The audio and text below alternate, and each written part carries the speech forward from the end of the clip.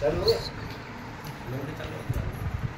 जैसे कोई सत्संग में आओ तो पहली बार आए और सत्संग पहली बार आए तो तुम पता नहीं पड़ता ना तो मूर्ति हती ना कछु ना तो और ना तो देवता केंद्र ना कुछ नहीं। अपन ये सत्संग में आए अपन ठीक है ऐसा करते हैं कैसे अपन को लगता है।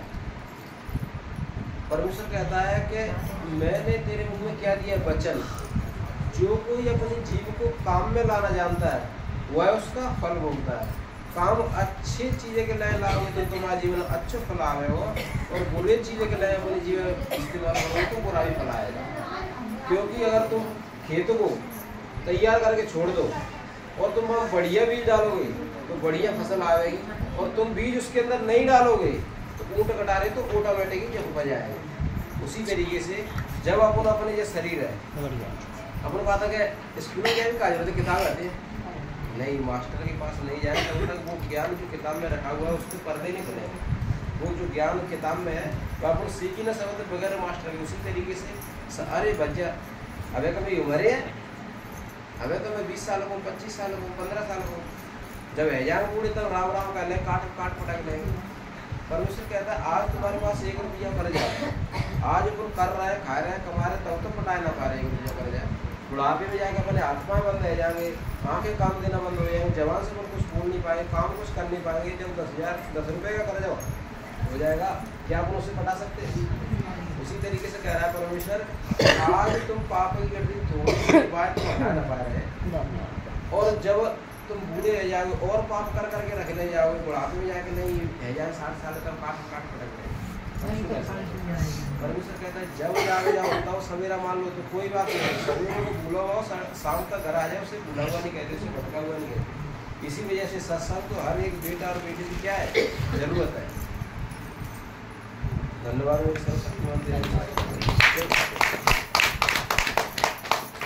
परमेश्वर कहता है अपन के संसार से मित्रता करेंगे तो संसार में मित्रता कैसी है मैंने तुम्हें बदलिए क्या बताए तुम बहुत पैसा वाले तुम जरूरत पड़ेगी तो मैं तो 50 ले आया ऐसी तो संसार की मित्रता है। लेकिन परमेश्वर कहता है मैं तुम्हें इतना दूंगा कि तुम्हारे पास रखने के लिए भी क्या नहीं होगी जगह और मैं तुम्हें दे करके भूल जाता हूँ। परमेश्वर कहता है मेरे बेटा मेरी बेटी मैंने तुम्हें तुम्हारे साथियों से लेकर के साथियों से बढ़ के हर्ष के तेल से अभिषेक किया। परमेश्वर ने हम जो सत्संग चल रहा है जो मेरे साथ के आपके साथ के उनको देख लो और आप अपने अंदर देख लो उनसे बढ़कर के वास्तव में जिस दिन से मैं सत्संग में चलाऊँ तो हर चीज़ में परमेश्वर ने मुझे पढ़ाया है। और तो न समझ में आ रहा हो तो 10 दिन 1 महीने 2 महीने तुम सत्संग में आना बंद कर दो फिर देखो समझ में नहीं आता ना तो काम नहीं दिमाग भी काम नहीं करता है। सत्संग की महत्वता तब पता पड़ जाती है तो 2 महीना मत आओ 2 महीना तुम वचन प्रार्थना ना कर तो सब चीज़ उल्टे उलटे हैं। लोग अपनी धन में अपने आप बदल उठता है बेटा कितना को जा रहा हो तो बेटी कितना को जा रही है अपन कितना अपन खुद दिमाग में समझ में नहीं आता तो मैं करूँ क्या। इसी वजह से परमेश्वर कहता है मैंने जो अपना भवन बनाया जो परम प्रधान के छाये स्थान में बैठा रहा है वह सर्वशक्तिमान है उस परमेश्वर की छाया क्या पाएगा ठिकाना पाएगा। और जिस पर परमेश्वर का हाथ है उसके ऊपर कौन आ सकता है कोई नहीं। जा जगह पे जैसे पोरसा से जहाँ थाना पोरसा लग रहा है तो पोरसा में सबसे जो अधिकारी बड़ा पुलिस में DSP TI जैसे मेरे पक्ष को आया जाए और मैं सत्संग को बिल्कुल नहीं मानता और मेरी लड़ाई क्यों से होती है मैं कहा अब मेरे पक्ष को आएगा तो वो से लड़े कहते तो ध्यान ऐसा हो ही जाता होता कि नहीं। अब एक अधिकारी अपने पक्ष को आएगा तो अपन कितने बड़े बन रहे हैं। सोचो संसार का पिता जिसने मुझे बनाया उसने आपको बनाया वो अगर आपकी सुने और अगर आप उसकी सुने तो अपन को कितना ऊंचा होना चाहिए कि परमेश्वर में भटक गया था तुमने मुझे तेरे बुला दिया समझ में आ रहा। लेकिन बाकी कोई बात है ना वो सुन रहा हो संसार से परमेश्वर कहता है तुम मेरे धर्म और राज्य खोज करोगे दुनिया की हर एक वस्तु ऐसी नहीं है कि पैसे ही तुम्हें हर एक चीज काकरे को मिलेगी पीछे पड़ के मिलेगी। परमेश्वर का वचन कहता है कि परमेश्वर का राज्य बातों में नहीं। परमेश्वर मेरे घर का गई थी कि परमेश्वर कहता है कि तुम परमेश्वर के धर्म और राज्य की खोज करो तो दुनिया की हर एक वस्तु तुम्हें पीछे पड़ के मिलेगी। परमेश्वर का वचन कहता है परमेश्वर का राज्य बातों में नहीं है परंतु सामर्थ्य में सामर्थ्य होगी तो अपने अंदर से अपने आप क्या करेंगे, चाची चाची के नहीं, ताऊ के नहीं, भैया भैया के नहीं व्यवहार करेंगे। और नहीं तो अपन संसार में होंगे तो काय के नहीं व्यवहार करेंगे। वो जासो काम हो जासो तो बना के रखना पड़ेगी, भले जी वो जूता दे, समझ में आ रहा नहीं यार। हाँ तो अपन सत्संग करते हैं तो अपने लिए सब एक बराबर बैठे, अपने लिए सब क्या होना चाहिए, एक बराबर। और उसके बावजूद सबसे बड़ी बात क्या है, जैसे अपन तो ऊपर हाथ रखा था, प्रार्थना करता, क्या कहते हैं, दुष्ट आत्मा मैं इस बेटी के अंदर से बोलता हूँ यीशु मसीह के नाम में निकल जा। सिकवा तो वो परमेश्वर की प्रार्थना करता था, बड़े बड़े काम करता था, उसके 7 बेटे थे, सिकवा के 7 बेटे थे और 7 के 7 बेटा कैसे थे, बुरे थे। जैसे सत्संग हो रहा है यहाँ सफाई, अभी तो छोटा सत्संग है, जब बड़ा हो जाए तो उसमें लाइट वाले भी चाहिए, डीजे वाले भी चाहिए, इसके अंदर सफाई वाले भी, दरी बिछाने वाले, टेंट लगाने वाले चाहिए कि नहीं चाहिए। सिकवा के 7 बेटे थे और उस मंदिर में जो रहते थे, उस जो सफाइयाँ करने के लिए बेटियाँ आती थी, बेटे आते थे, उनको सताते थे, उनके संग गलत उनके सीधे कर्म करते थे। जब वो किसी के ऊपर हाथ रखते थे तो दुष्ट आत्मा उनके ऊपर हावी हो जाती थी। उसने कहा है दुष्ट आत्मा तो जो पौलुस नाम लेता है, जो यीशु का नाम, जो यीशु उसका नाम मैं भी लेता, उसके अंदर से निकल जाए। दुष्ट आत्मा उसके अंदर से हावी होकर के उन्हीं के ऊपर हावी हो जाती थी। और एक जगह लिखा है कि उसके कपड़े फाड़ दिए, दुष्ट आत्मा कपड़े फाड़ दिए तो नंगा भाग गया। नाम का मतलब क्या समझ में नहीं आ रहा है। नाम का मतलब है अनोमा, परमेश्वर के तो कोई नाम ही नहीं है। कोई राम के रूप में ले रहा है, कोई कृष्ण के रूप में ले रहा है, कोई यीशु मसीह के रूप में ले रहा है, कोई किसी के रूप में ले रहा है, कईयों नाम है। नाम का मतलब है अनोमा, परमेश्वर के तो कईयों नाम है। नाम का मतलब है अनोमा, अनोमा का मतलब है करेक्टर, करेक्टर का मतलब है चाल चलन। जब अपन चाल चलन सही होगा, जब अपन चरित्र सही होगा और अपन हाथ रखेंगे तो क्या हुआ, व्यक्ति ठीक हो जाएगा। अब क्या हुआ कि जब मेरा ही चाल चलन सही ना हो, जब मैं सत्संग कर रहा हूँ मेरा चाल चलन सही नहीं है तो मैं दूसरे को बता कैसे। परमेश्वर ने यही तो वचन में कही है, हे मेरे बेटा और मेरे बेटी, मैं धो करके तुम्हें क्या कर दिया, हेम की नहीं श्वेत कर दिया। धो करके मैं तुम्हें हेम की नहीं श्वेत कर दिया, बिल्कुल साफ सुथरे कर दिया है। दोबारा से सुअर जब अपन सुअर बनते हैं, सुअर कैसे अच्छो तेल लगा दो, बढ़िया सेंट लगा दो, बढ़िया साबुन से लगा दो, क्या करेगा, कुछ भी खिला दो उसको, उसको जब छोड़ो ना तो वो नाली में जाकर क्या करेगा, मुँह मारेगा। अपने शरीर को खराब कर ले, बढ़िया से बढ़िया 10,000 कोट पहना दो, सुअर लेकिन मैं बता रहा हूँ बढ़िया से बढ़िया उसको तुम कपड़े पहना दो, वो भी क्या कर लेगा, गंदे कर लेगा। और सुअर की खासियत क्या है कि कछुओं तुम कर दो, चाहे सेंट लगा दो, चाहे साबुन लगा दो, चाहे कपड़ा पहना दो, उसको जाना कहाँ पर, नाली में मुँह मारने के लिए। उसी तरीके से परमेश्वर कहता है, मेरे बेटा मेरी बेटी, मैंने तुम्हें धो करके पाप पवित्र शुद्ध कर दिया है, दोबारा से सुअर ना बनना। जो पहले उल्टे सीधे अपन कर्म कर रहे थे, अगर उसी तरीके से अब भी सत्संग करने के बावजूद कर्म कर रहे हैं तो मेरा सत्संग आने का मतलब व्यर्थ है। परमेश्वर कहता है जो संसार में होता है सब कुछ व्यर्थ है, लेकिन जो परमेश्वर की खोज करेगा, परमेश्वर के पीछे चलेगा, वो बड़े बड़े कामों को करने पाएगा। उसने खुद कही थी, मेरे बेटा मेरी बेटी तुम मुझ पर विश्वास करते हो, सीधे यदि तुम मुझ पर विश्वास करते हो तो तुम मुझसे बड़े बड़े कामों करने पाओ। ऐसे करें सही आ रहा है लोग। इसी वजह से परमेश्वर अपने चाल चलने के बारे में क्या कह रहा है, वो है तो और भी अनुग्रह देता। कौन, परमेश्वर तो अपने और भी अनुग्रह देता है। जब मैं सत्संग में चला था, सत्संग में नहीं चला था उससे पहले की बात बता रहा हूँ कि सत्संग आ रहा तो दीदी आती, चाची वाची आती, में चाची तुम्हारे पास कुछ काम ना, तो दीदी तुम्हारे पास कुछ काम नहीं है, ऐसे चल दिए थे। लेकिन मैं चलता रहा, कुछ आगे पता पड़ा कि वास्तव में सत्संग से कुछ काम होता है। चलता रहा तो जब मैं खुद सत्संग में चलने लगा तो लोग और कहा गई, अरे सोनू तुम दोस्त हो, पढ़े लिखे इंसान हो, अगर तुम अपने साथ के जैसे तुम पढ़े लिखे, तुम अपने से पढ़े लिखे लोगों में तुम बैठोगे तो और क्या होगा, तुम और बुद्धिमान हो जाओगे। वहाँ तो बहुटियाँ आओ तो सत्संग में बहुटियाँ लेडीज में तुम बैठोगे तो तुम्हारी बुद्धि कैसी हो जाएगी, लेडीज जैसी हो जाएगी। लेकिन परमेश्वर का वचन क्या कहता है, मैंने तुझे तुम्हारे साथियों से बढ़ के हर्ष के तेल से अभिषेक किया है। मेरे साथियों से बढ़ के परमेश्वर ने मुझे बड़ा कर दिया, तो मुझे उन लोगों के पीछे बैठने की क्या जरूरत है, मुझे बुद्धि लेने की क्या जरूरत है। परमेश्वर की बुद्धि देगा, उनकी बुद्धि तो उनकी संसार जैसी रहती है कि भाई अपना काम बनना चाहिए, संसार में अपना कोई मतलब नहीं, अपन बस धनवान होना चाहिए। परमेश्वर कहता है जब तू दीन की दरिद्र की सहायता करता है तब परमेश्वर देर क्या करता है? सहायता। अब क्या हुआ, मैं चलता रहा।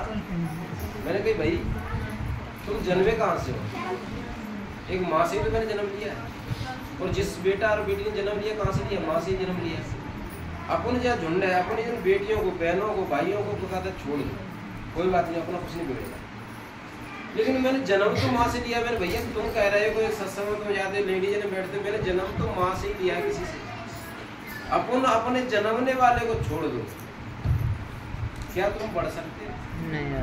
जब तक तुम्हारे ऊपर उस अधिकारी का हाथ है तब तक तुम बड़े फूल रहे हो।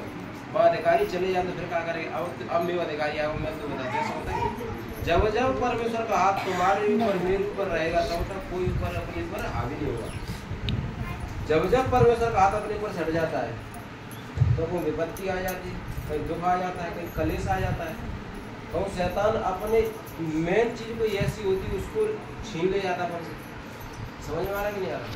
भैया पापन पे तो बहुत जोरदार है। आज क्या बात है, आज थोड़ी अलग। क्यों? क्योंकि शैतान पाप मन के तुम्हारे अंदर आया, और पाप जब अंदर समा जाता है तो सब चीज अपने आप क्या होने लगती है? अपन से दूर होने लगती है। कैसे होने लगती है? आज अपन जैसे 4 बेटा हो, अपन जिन्हें सोचे थे एक कर्जा दे दो, एक है बड़ी कैंसर दे दो बीमारी, एक है दो, एक है कलेश, ऐसे अपन नहीं सोचते ना। उसी तरीके से वो भी नहीं सोचता है कि मैं अपने संसार के बेटा और बेटियों को सुखी रखूं। लेकिन जब अपन उससे दूर हो जाते हैं, जब अपन पाप कर उठाता है, अब अपन संसार में अपने 4 बेटे हो और एक बेटा इतना बिगड़ जाए कि बहुत ज्यादा अपने दुखी करते हैं, बाकी बेटियों को हैरान करे और वो बेटे को हैरान करे। तो मैं कहता हूँ मैं क्या करूँ भैया, जा सुख घड़ी तो न्यारा है, जो खेती बाड़ी तो अपनी अलग लेने अलग रहे, ऐसे कहते कि नहीं कहते? उसी तरीके से जब अपन जब मंदिर नष्ट कर देता है, पाप के द्वारा इस मंदिर को नष्ट कर देते, तो परमेश्वर क्या कहता है कि तुम मुझसे दूर हो चुका भाई, दूर रह, कोई मतलब नहीं। मैं 1000 को नहीं 100 को बचा लूँगा, 100 को नहीं 1 को बचा लूँगा, लेकिन चाहिए मुझे कौन? पवित्र। इसी तरीके से परमेश्वर ने जब स्वर्गदूत को बनाया था, स्वर्गदूत को शिक्षा दे रहा था, जिसका नाम इब्लिस है, वो पहले परमेश्वर का स्वर्गदूत था। वो जब शिक्षा दे रहा था परमेश्वर, तो उसने सब कुछ सिखा दिया। अब क्या हुआ कि वही स्वर्गदूत क्या हो गया? परमेश्वर से लड़ने लगा, झगड़ने लगा। यानी कहा तेरे पास अधर आदमी गाड़ पर पसारी बने गए, जो तुम्हारे पास है वो तो मेरे पास ही है। यानी कि भाई मेरे वचन को मट्टा ने ये काम कर गया। जब स्वर्गदूत ने नहीं सुनी तो परमेश्वर ने क्या किया कि मैं तुझे अपने पास, मुझे तेरी जरूरत नहीं है। परमेश्वर ने पहले एक स्वर्ग बनाया था, लेकिन जब स्वर्गदूत ने कह दिया कि मुझे तेरी जरूरत नहीं, तब परमेश्वर ने स्वर्गदूत क्या कर दिया था? फेंक दिया था स्वर्ग से कि जा, तुझे मेरी जरूरत नहीं है, मैं तेरे लिए कोई चीज और बनाता हूँ, वो है नरक। परमेश्वर को नरक और स्वर्ग बनाने की क्या जरूरत थी? इसी वजह से जब वचन तोड़ दिया, उनका मतलब जब वचन तोड़ दिया, जब आज्ञा तोड़ दी, तो वही स्वर्गदूत जो परमेश्वर के पास बैठ के शिक्षा सीखा करता था, वही उसका क्या हो गया? दुश्मन बन गया। और वो स्वर्गदूत ऊपर से फेंक दिया गया। परमेश्वर की खासियत है, जो चीज तुम्हें दे देते उसको वापस नहीं देते। मैं तुम्हारे बर्थडे पे आऊँगा, तुम्हें बढ़िया कोई गिफ्ट चीज दे करके जाऊँगा, तो बाद में मेरी और तुम्हारी लड़ाई हो जाए तो मैं तुमसे मांगूंगा भाई मैं तुम्हें जो पहनता हूँ तो मैं तुम्हें बढ़िया एक 4,000 दो, 2,000 रुपया का दो, मैंने सिलाई मशीन दी थी 4,000 रुपये की थी, उसको तुम मुझे वापस करो। मैंने तुम्हें बर्थडे में दी तो थी, लेकिन अब मेरी तुम्हारी लड़ाई है, लेकिन उसको वापस करो। ऐसे को नहीं कहते ना। उसी तरीके से परमेश्वर दे देता है, उसको मांगता नहीं। सारी शिक्षा परमेश्वर ने सिखा दी, फिर भी परमेश्वर ने कहा जा, जो मैंने तुझे दे दिया है उसको मैं मांग नहीं रहा, लेकिन तू मुझसे दूर रहे। अब क्या हुआ? जो स्वर्गदूत था, शैतान वचन को तोड़कर क्या बन गया? शैतान बन गया। वही शैतान आकर के इस धरती पर, जब वो शैतान आया, वो अकेला नहीं, 1/3 स्वर्गदूतों को लेकर के आया। जैसे 1 लाख स्वर्गदूत बनाए गए थे, तो 75,000 स्वर्गदूत तो कोई नहीं आया। जब 75,000 स्वर्गदूत ले आया, तो इस पृथ्वी पर आकर वो क्या कहता है? तू तो ऊपर बैठा हुआ है, मैं इस पृथ्वी पे नीचे हूँ, तो तेरी प्रजा इस पृथ्वी पर नीचे, लोग भी नीचे रह रहे हैं। अब मैं देखता हूँ तेरे लोग तेरी आराधना करेंगे नहीं करेंगे, सबको मैं भरमाऊंगा। किसी को पाप में डालूंगा, किसी को व्यभिचार में डालूंगा, किसी को बीमारी में डालूंगा, किसी को कर्जे में डाल दूंगा, किसी को दुख में डाल दूंगा। कोई बेटा हल ले हो तो कोई बेटी हल ले हो। अब अपन सोच रहे हैं कि भाई मेरी समझ में नहीं आ रहा, मैं कमा के मर रहा हूँ, लेकिन पीछे दिखाई लेते हो 2 रुपया। शैतान का राज्य अपने घर में क्या हो गया, बसा हुआ प्रवेश हो गया। और परमेश्वर कहता है जब तक तुम किसी चीज को तोड़ोगे नहीं तो वो टूटेगी नहीं। प्रार्थना में बैठो तब हर एक चीज को तोड़ो जो शैतान ने अपने घर में क्या बना रखा है, गढ़ बना रखा है, कब्जा कर रखा है, उसको तुम भगाओगे तो वो अपने आप क्या हो जाएगा, भाग जाएगा। और अगर कोई किल्ला अपने पीछे पड़ रहा हो, कुत्ता अपने पीछे पड़ रहा हो, बेकार कुत्ता हो, पागल कुत्ता हो, तो उसको क्या करना पड़ता है, आज से भाग जा भैया कुत्ता भाग जाओ, ऐसे भी भागता है। उसके लिए क्या लेना पड़ता है, डंडा लेना पड़ता है, लाठी लेना पड़ता है, वो मारना पड़ता है। उसी तरीके से परमेश्वर कह रहा है मेरा वचन सोटी और लाठी है। जब तुम वचन से प्रार्थना करोगे वो तुम्हारे जीवन में क्या करेगी, काम करेगी। धन्यवाद परमेश्वर। प्रभु कहता है वो है तो और भी अनुग्रह देता है। कौन, परमेश्वर को और भी अनुग्रह देता है। इस कारण लिखा है परमेश्वर अभिमानियों का विरोध करता है। भैया मुंह में तो बहुत पैसा है, जिन गरीब ने की दूसरी जमीन खरीद ले। कितने बड़े बड़े राजा हुए, वो भी कहाँ मिल गए, मट्टी में, वो भी शमशान में पहुंचे। कितने गरीब भय वे भी जाके वही जगह पर पहुंचे, आए एक ही घाट से और एक ही घाट, अपने अपने कर्म से है गए 12। और जब अपन एक ही घाट से आए हैं और जाएंगे तब एक ही घाट पे जाएंगे, तो मैं अपने भैया की जमीन है हड़प के अपना मोह या काय को कालो करके जाऊँ। जब पिता के पास जाऊंगा, सच्चे परमेश्वर के पास जाऊंगा, तो मेरा मुंह काला दिखाई देगा। परमेश्वर कहेगा मैंने तुझे अच्छा बनाया था, सब कुछ बढ़िया चीज, तेरा मुंह काला क्यों हो रहा है। बोले भाई तूने क्या किया, संसार में जाकर कुछ मैंने खेती बाड़ी थे, पिता ने जो कुछ दी थी से तूने कुछ बढ़ाई, कुछ घर पे लौट मकान में कुछ लाए। मैंने कि हाँ वो करा सामने 10 बीघा मिली हुई थी, मैंने जाए ऐसा करके दिमाग चला वो जाके हड़पे के जे के सदारे को ये करे 4 मकान करते 20 बीघा खेती कर दी। भाई बहुत अच्छा किया, तू तो बहुत दिमागदार निकला। एक बात बता, जो दीन दुखी है तो जबरदस्त को तो घर को छीन ना पाते हो, जबरदस्त की तो खेती को छीन ना पाते हो, तो दीन दुखी हो हमारे पास कछु नहीं होगा, गुजारा कर लो भाई की कैसे तुमने हड़प ले। भाई एक बात बता, तो पिता के हिसाब से 10 बीघा मिली और तेने 20 बीघा करते हैं। तेरे पापा का कहता कितनी जमीन आती, पापा को 20 बीघा आती है, हम 2 भैया आते 10 बीघा है। पापा के 20 बीघा नहीं देगा तुम दोनों के, हाँ संसार में दिख गया। और तुम कितनी जगह जमीन मिलेगी, वो 10 बीघा मिली, तुमने 20 बीघा कर दी। एक काम करो, उस 10 बीघा ने मुझे दे देता, तुम्हें अपना काम चलाए कि पिता मैं इसको तो लेकर के नहीं आया। जब तुम 10 बीघा की 20 बीघा कर दी तुमने अपने एक घर के 4 घर कर दिए, और उसमें से तुम तुच्छ सुई की नाक के बराबर कुछ भी लेकर के नहीं जाओगे, तो अपने इस शरीर को क्यों गंदा करके जा रहे हो, इस चेहरे को क्यों काला करके जा रहे हो। परमेश्वर कहता है यदि कोई परमेश्वर के मंदिर को नष्ट करेगा तो परमेश्वर उसे नष्ट करेगा। परमेश्वर का मंदिर पवित्र है और वह तुम, हम और तुम कौन है, परमेश्वर के मंदिर है।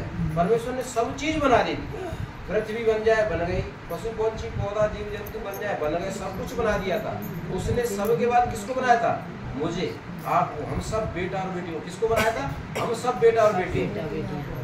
और उसने किस लिए बनाया था कि 5 दिन उसने सब कुछ कर दिया, उसको तसल्ली नहीं भाई कि भाई मैंने सब कुछ बना दिया। इसका मतलब क्या, कोई काम ही का नहीं निकला। भैंस को बांध ले लेकिन वो दूध ना दे तो क्या काम की बनना तो हटाओ। आज गैया क्यों डुल रही है, दूध दो अपने घर रखी लेकिन किसी काम की नहीं तो उसको हटा दो। उसी तरीके से परमेश्वर ने कही कि मैंने सब कुछ बना दी, इसके अधिकार रखने वाला कोई नहीं। उसके बावजूद परमेश्वर ने 6वें दिन हमें और तुमको क्या बनाया था, मनुष्य को बनाया था अपने स्वरूप में, अपनी समानता में, अपनी बुद्धि में। और जब वचन को अपन मनन करके सही तरीके से अपन पढ़ेंगे तो उसके अंदर लिखा है 6वें दिन परमेश्वर ने हमें और तुम्हें नहीं बनाया था।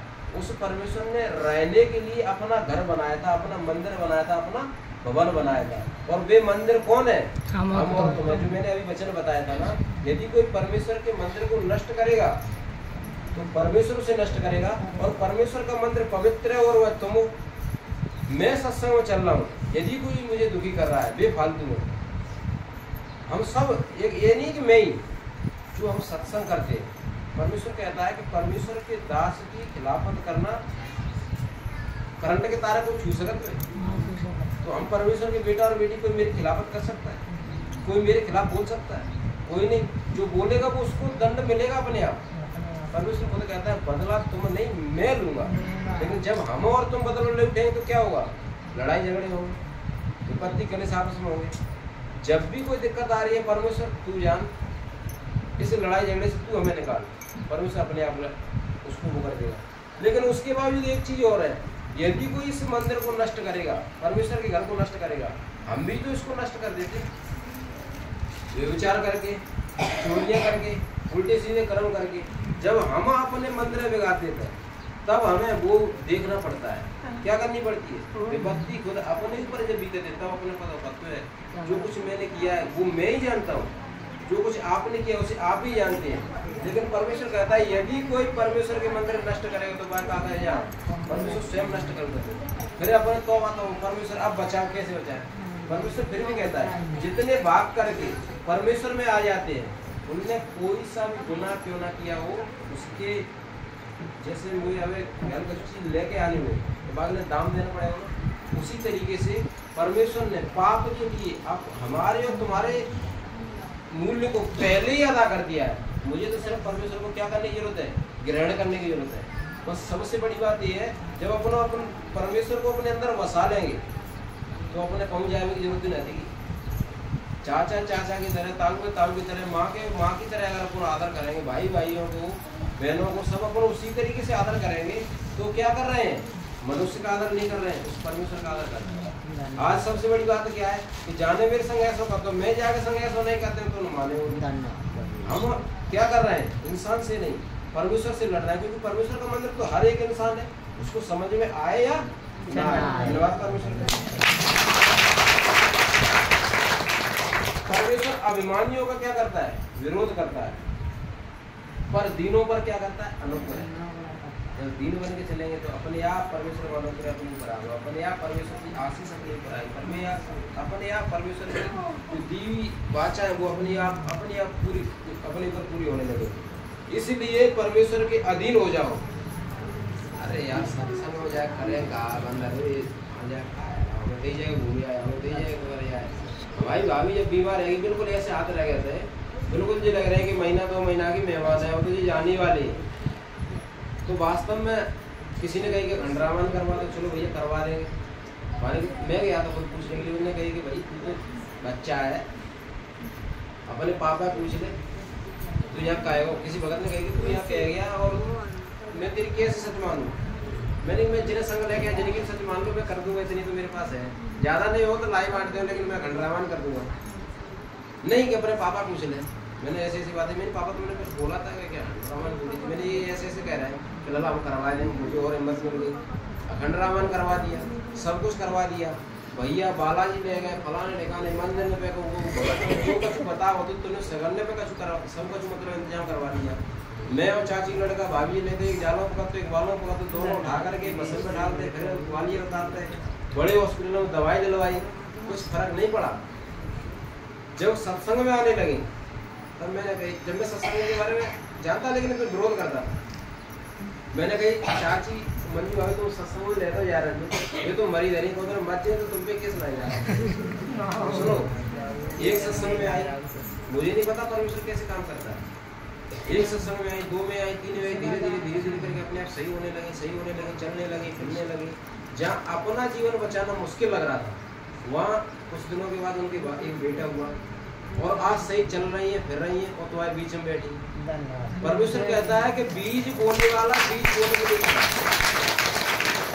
बीज बोने के लिए चला, और जब उसने बो दिया पृथ्वी अपने आप फल लेकर के आती है। पृथ्वी को जोर नहीं लगाना पड़ता है, भैया निकल या बीज अब बहुत दिन आएगा, ऐसे करती है जमीन, कभी नहीं करती है ना। सिर्फ अपना काम क्या है कि बीज बो दो। सुनो शांत रहो, अपना काम क्या है कि बीज को बो दो। अपन बढ़िया खेत में जाओ, खेत तैयार करो, मतलब अपने आप को सही तैयार करो। मुझे आज से कोई पाप नहीं करना है, मैं परमेश्वर में चलता हूँ तो मुझे किसी के लिए कोई गलत काम नहीं सोचना है, अपने खेत को सही तैयार कर लो। परमेश्वर कहता है एक बीज बोने वाला बीज बोने के लिए चला और शाम को बो करके आया। कुछ दिनों बाद अपने आप पहले मन्ना फूटा, अंकुरित हुआ, बाल आई, बाल के अंदर फूल आया, फूल के अंदर फल आया, और एक गेहूं में से बता 60-70 दाने उगते हैं। उसी तरीके से जब हम परमेश्वर में चलते हैं, आज आए या 2 दिन, 4 दिन, 10 दिन, चाहे 4 महीने हुए, जब अपन अपने आप को बिल्कुल नम्र करके चलेंगे, अपने आप सब चीज क्या होती जाएंगी, सही होती जाएंगी। धन्यवाद परमेश्वर का। इसीलिए परमेश्वर के अधीन हो जाओ और शैतान का क्या करो, सामना करो, तो वह तुम्हारे सामने से भाग निकलेगा। क्या करना है, शैतान का सामना करना है। नहीं भैया उनको तो जल्द है, बहुत परेशान है, उनको तो खरीस है, तुम्हें नवाए तो भैया जब जहाँ पे खेलते हो ना तो उससे कर्म कर देते हैं। परमेश्वर ने कहा, मैं तुम्हें एक वचन के द्वारा वो बताता हूँ।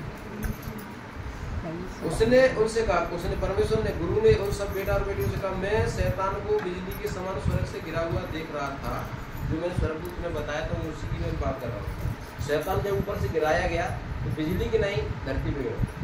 देखो मैंने तुम्हें सांप और बिच्छुओं को रौंदने का और शत्रु की सारी सामर्थ पर क्या दिया है, अधिकार दिया है, और किसी वस्तु से तुम्हें कुछ हानि न होगी। सुनो, परमेश्वर ने जब आदम और हव्वा को बनाया था, सबसे पहले व्यक्ति को, जिसका नाम आदम था, और एक लेडी बनाई थी, उसका नाम हव्वा था, इन दोनों को बनाया था। तब कही कि भाई सारे वृक्षों के फलों को तुम खाना, लेकिन इस वृक्ष के फल को ना खाना। लेकिन क्या हुआ, शैतान रोज भरमाता था, रोज भरमाता था। हव्वा एक दिन बहकावे में आ गई और उसने क्या कर दिया, उसी फल को खा लिया। इसका मतलब क्या है कि परमेश्वर की दी हुई आज्ञाओं को तोड़ दिया। जब अपन परमेश्वर के वचन तोड़ता है तो पाप अपने अंदर अपने आप समा जाता है। जब पाप अंदर समा जाता है, बुद्धि अपने आप डमाडोल हो जाती है, बुद्धि काम नहीं करती है। अब अपन कहो कि मैं कैसे क्या करूं, भैया बहुत बड़ा यहाँ पे तो तुम्हें नमाज करना, वो तो छोटे हो, तुम्हें तो मेरी उम्र ज्यादा है, मैं 50 साल की है गई हूँ, मेरी बहू पे, मेरे बेटा पे, मेरी बेटी पे फलानो खेलते हो, ढिकानो खेलते हो। परमेश्वर कहता है, देखो मैंने तुम्हें सांप और बिच्छुओं को रौंदने का, सांप पीछे बच के निकाल दो, नहीं, परमेश्वर कहता है मैंने सांप और बिच्छुओं को क्या करने का, रौंदने का, वो शत्रु की सारी सामर्थ्य पर तुम्हें क्या किया है, अधिकार दिया है। और लेकिन शैतान क्या कहता है, ये बहुत बड़ा जिन है, बहुत बड़ा कैसे, बहुत बड़ा ये है, मैं इस चीज में विश्वास नहीं करता हूँ।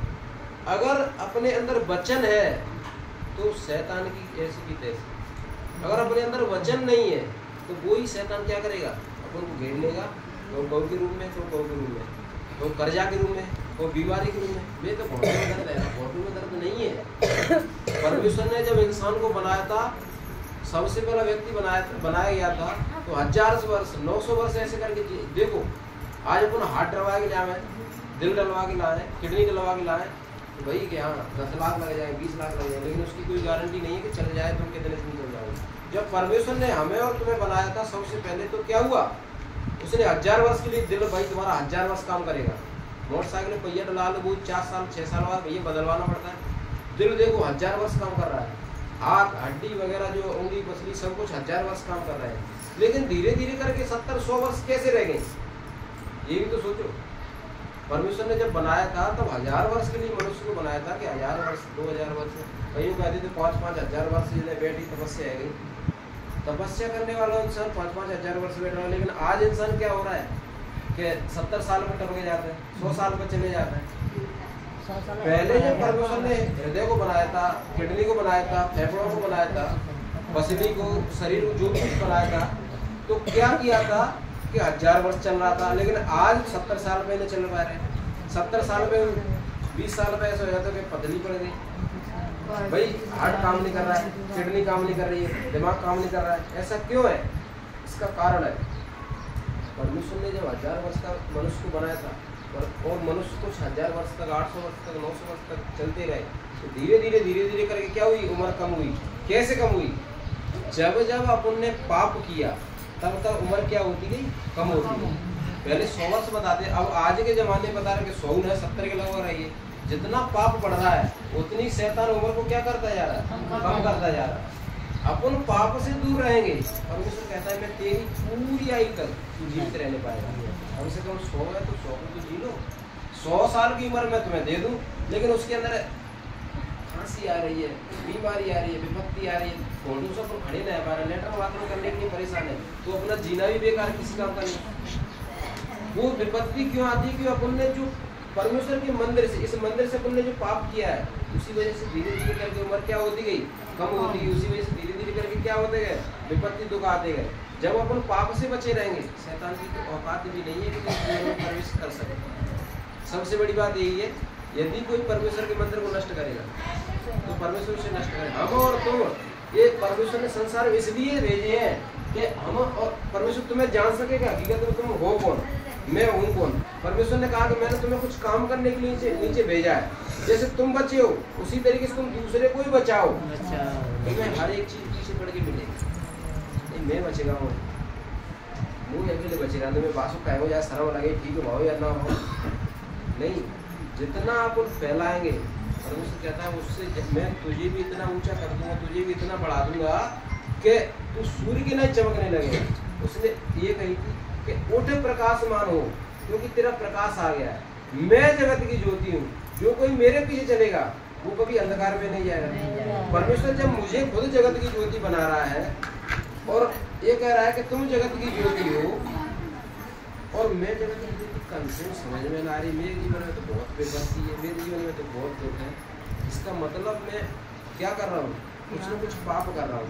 फिर जाके कहो भाई हाँ दीदी ऐसी समस्या आ रही है, हाँ बहन जी ऐसी समस्या आ रही है, हाँ भैया ऐसी समस्या आ रही है। इसका मतलब तुमने अपने जीवन को बिल्कुल धोया नहीं है। उस कटोरे को तुमने बाहर से नए कपड़ा पहन लिया, धोना साफ करना है। जब तुम अंदर से साफ हो जाओगे बिल्कुल, अपने मन में जो भी परमेश्वर कह रहा है, तुमने जो भी कुछ किया है, तुमने गुनाह चाहे लाल रंग के क्यों ना किए हो, चाहे तुमने गुनाह सबसे बेकार क्यों ना किए हो, मैं तुम्हें धो करके शुद्ध कर रहा हूँ, मैं तुम्हें पाप पवित्र कर रहा हूँ, लेकिन तुम दोबारा जो करोगे उसका परिणाम तुम्हें क्या करना पड़ेगा, भोगना पड़ेगा। तो मेरा आपसे मेन संदेश यही है, हम सत्संग में आ रहे हैं, हमारी अलग से पहचान होना चाहिए कि वास्तव में लड़का सत्संग करने वाले, बेटी सत्संग करने वाली। समझ में आ रहा है? जब हम अपने चरित्र सुधार लेंगे, संसार तो अपने आप सुधर जाएगा। मैं ही सुधरा हुआ नहीं हूँ तो मैं दूसरे को बदल नहीं सकता। धन्यवाद परमेश्वर का।